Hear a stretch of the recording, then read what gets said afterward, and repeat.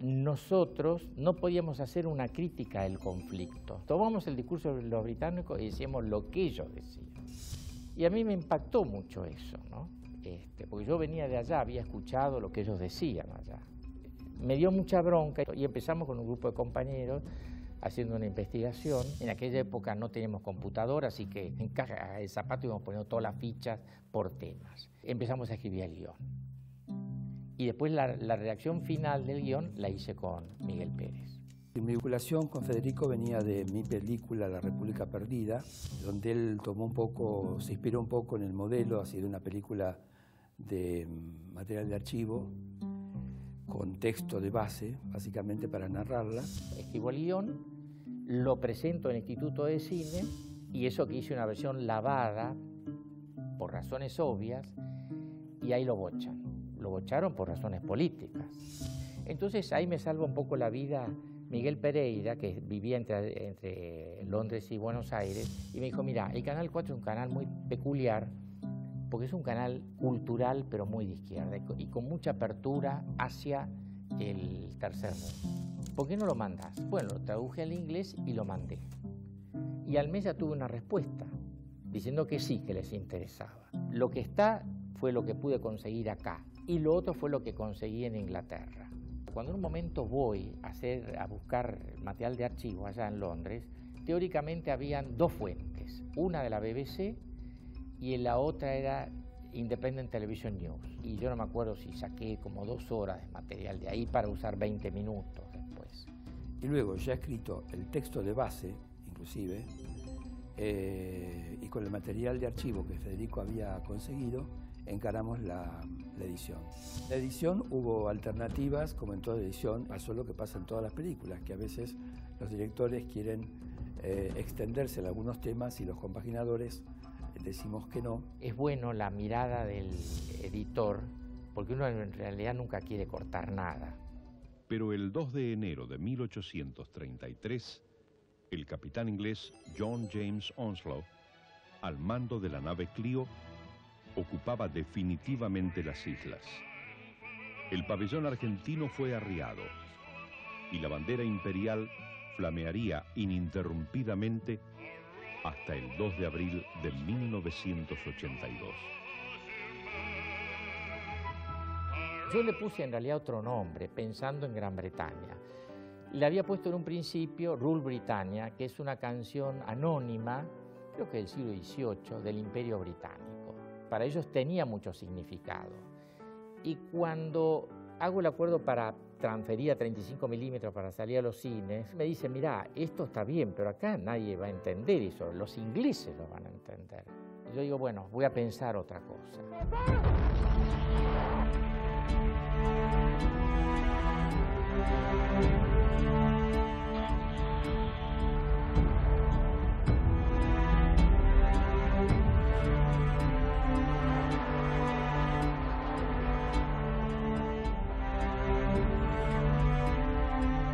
El director tuvo un criterio al encargar la película, que es un criterio que lo caracteriza y que yo comparto totalmente, que es tratar de ser, no digo lo más objetivo posible, sino lo menos manipulador posible.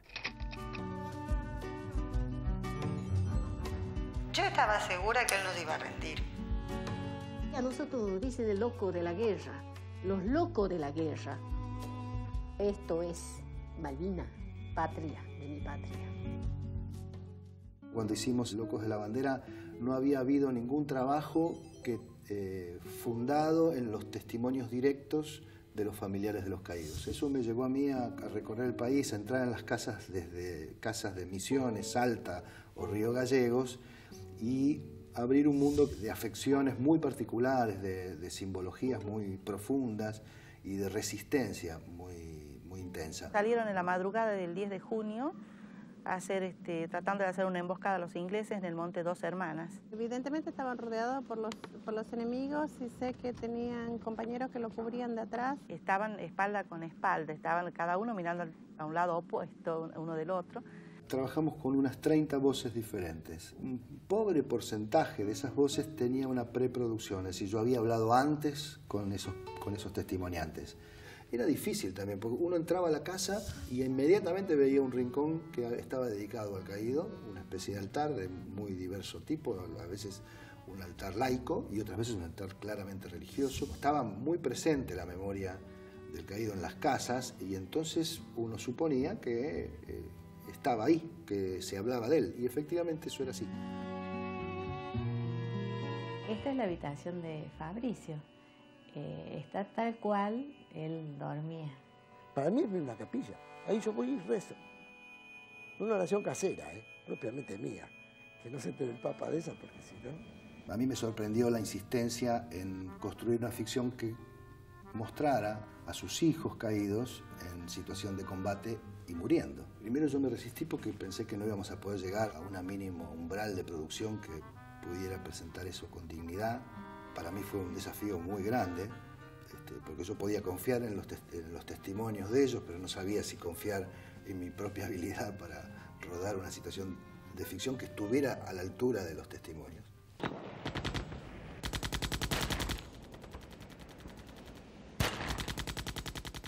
Y con el tiempo me di cuenta de que ellos no tenían ninguna imagen de sus propios hijos en las islas, más allá de esas poquitas escenas documentales casi en blanco y negro de Puerto Argentino siendo bombardeado.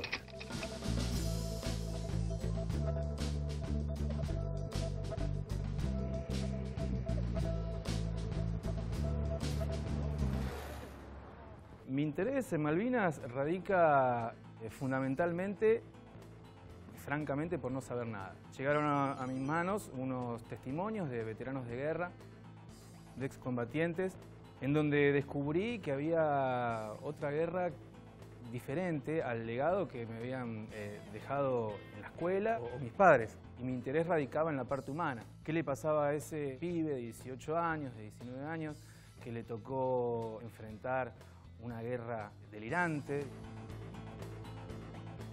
Esa necesidad de saber me hizo recorrer absolutamente todo el material que existía hasta el momento. Me acuerdo que fui al Parque Rivadavia y me compré revistas, me compré libros, vi documentales. No conforme con eso, fui a recorrer distintos centros de veteranos, todavía sin saber qué iba a hacer, ¿no? Era ya más que nada algo personal que quería entender. Y en ese camino me encontré con un excombatiente que se llama Sergio Delgado, que me contó su historia.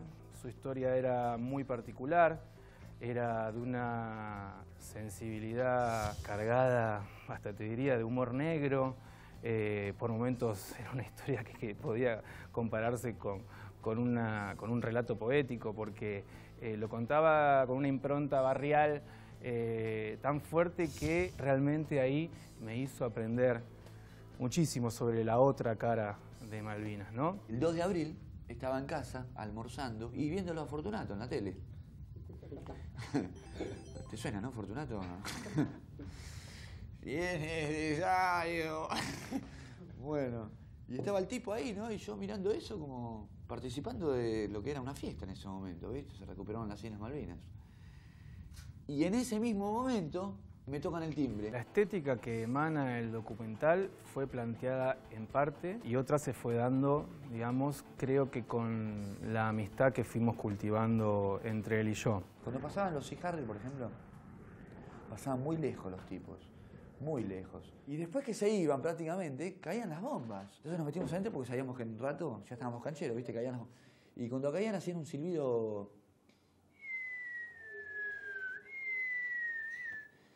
Y nos miramos y nos entramos a cagar de risa, ¿viste? Nos reíamos. Y nos reíamos porque el ruidito era igual a... Hay un capítulo de Los Tres Chiflados que los tipos se tiran tortas, ¿viste? Y le pegan la cara al tortazo. Y uno de los dos, no me acuerdo si yo, recordó eso y a partir de eso nos entramos a reír y las bombas caían. Él quiere contar todo lo que le pasa. Muchos de los suicidios, todo lo que hemos vivido es porque nadie los ha escuchado, digamos, ¿no? La depresión postraumática que sufrieron los veteranos de guerra realmente se diferencia, o sea, la general se diferencia muchísimo de lo que demuestra Sergio. Sergio pareciera que tuviera 100.000 años de terapia. encima, ¿no? Pero bueno, es una excepción también. El tema de tener un documental de él, en donde él pueda expresarse y seguir contando y viajar por las escuelas del interior y cada 2 de abril el ser valorado por lo que pasó y por lo que vivió, es nada, para él es un sueño hecho realidad.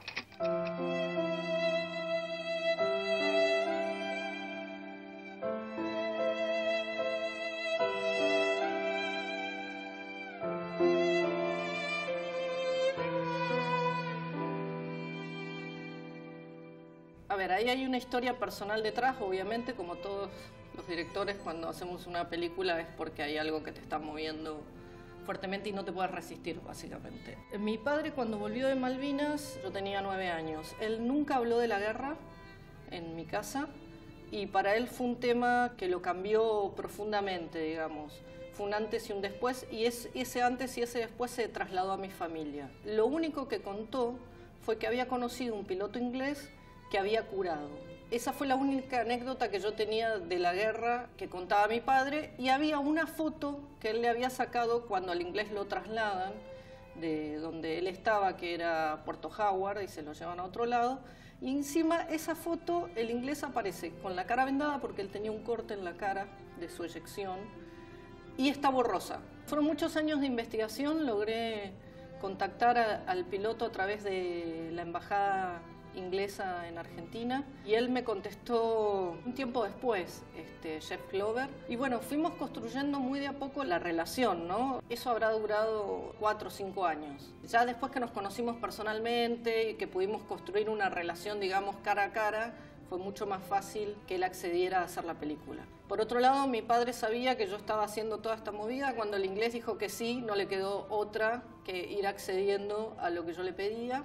Mi estrategia fue poner otra persona que lo entrevistara, que es una periodista, Nora Sánchez. Me ayudó, digamos, a desdoblar la función de que no sea la hija la que entrevista a su padre, sino una tercera persona y que él, de alguna manera, tuviera que contestar.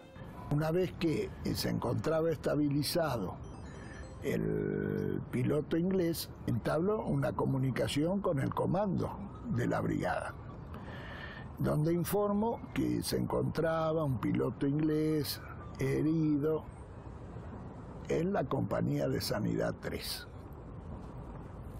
Inmediatamente me indican que lo presione para poder tratar de ubicar la posición del portaaviones. Después de haber hecho la película me di cuenta que de alguna manera ir a buscar ese inglés, saber qué le había pasado a él y todo fue como volver a revisar la historia de mi familia.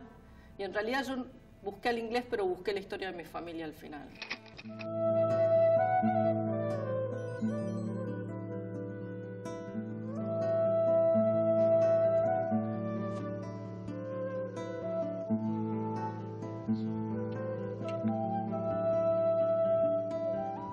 Nexos fueron estos presidentes de los centros de guerra, que son los que a mí me convocan para hacer la película, y ellos son también los que me llevan a estos lugares a buscar a los excombatientes. Fue, te diría, una road movie donde estuvimos con camionetas y con autos yendo de pueblo en pueblo entrevistando a los excombatientes de Chubut. No sé, por ahí el silencio que tuve tanto, ¿no? Porque costó hablar el tema de Malvinas, costó. O sea, si lo hablaba con mi familia, alguno que me preguntaba algo y nada más. Pero en su momento haber charlar como charlo con vos, no. Es decir, fue romper el silencio de muchos de esos 25 años para poder dejar testimonio, ¿no? Por eso la película se llama Malvinas, 25 años de silencio. Hay entrevistas muy difíciles de cortar donde excombatientes que capaz que no querían hablar te decían, mira, yo del tema no hablo, y después se ponían a hablar y eran 4 horas de entrevista. Creo que cada excombatiente que vos hables te va a contar una historia distinta con respecto a la guerra. Me acuerdo de Porto, que dice, en mi caso fue muy distinto a los demás, inclusive él arrió una de las primeras banderas y todo en Puerto Argentino. Tenés otros casos, como es el caso de Dani Lillo, donde él sufrió la tortura, ¿no? de parte de los superiores, cosa que no tendría que haber sido así. Este silencio que hubo sobre Malvinas a la vuelta fue, creo que para muchos terriblemente... fue peor que la guerra en sí. La importancia de empezar a ponerle palabras a ese dolor y a ese peso que ellos traían fue una forma de curarse.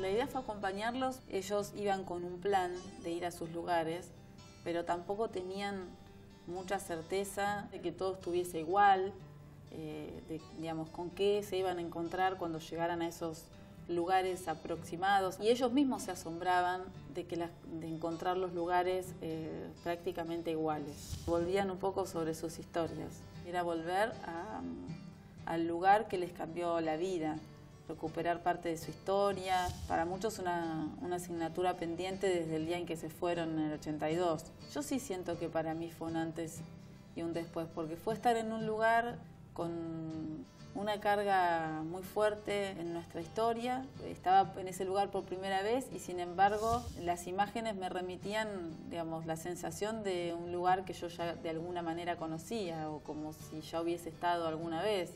Estaba la necesidad de decirnos: mirá cómo es la turba, saltá, fíjate lo que es, esponjosa. O sea, como contarnos a los otros, a los que no estuvimos ahí, parte de lo que ellos vivieron y de lo que sintieron. ¿Vos te quedabas parado haciendo guardia? Y te hundías y se te llenaba de agua. El redondelito. Y cuando entraron los tanques argentinos, se hundían. Descubrieron que el suelo de Malvinas tenía turbas y no pasaban.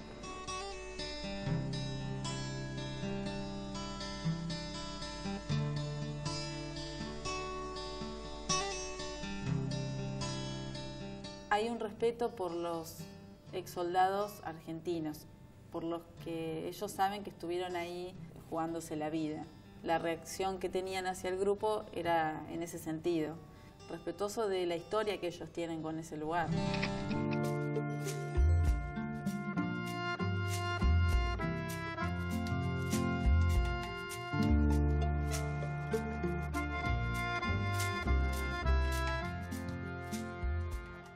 El título Viajes del Bicentenario está enmarcado en ese bicentenario que estaba por cumplirse. La película se hace en el 2009. Los familiares que estaban yendo a inaugurar el monumento que habían construido en el cementerio de Darwin, todos sentían que estaban cerrando un ciclo y abriendo otro.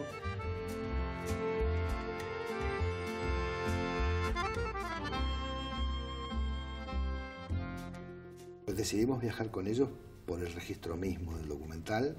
La experiencia del viaje fue extraordinaria. Nunca hubiera esperado que en el marco de una desolada isla en el Atlántico Sur se hubiera corporizado una procesión que hubiera podido estar en cualquier pueblo de nuestra América. Cuando en un momento se ve en el documental, los familiares traen esa última cosa que le faltaba al monumento para inaugurarlo, que era una virgen de Luján.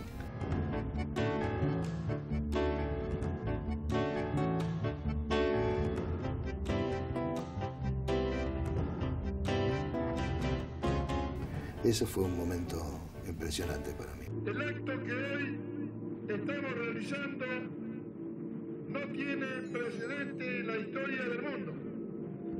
Nunca antes en la historia de las naciones, dos comunidades que se enfrentaron por la vía de las armas lograron realizar lo que estamos concretando en estos momentos. Cuando volví a Buenos Aires, recuerdo que el bolso que hice para traer no lo deshice en una semana. Me di cuenta a los días de que no me pegaba nada de lo que me decían era suficientemente conmovedor o intenso, y en un momento me di cuenta que había sido esa visita la que había puesto una estatura diferente para todas las cosas, y eso te cambia.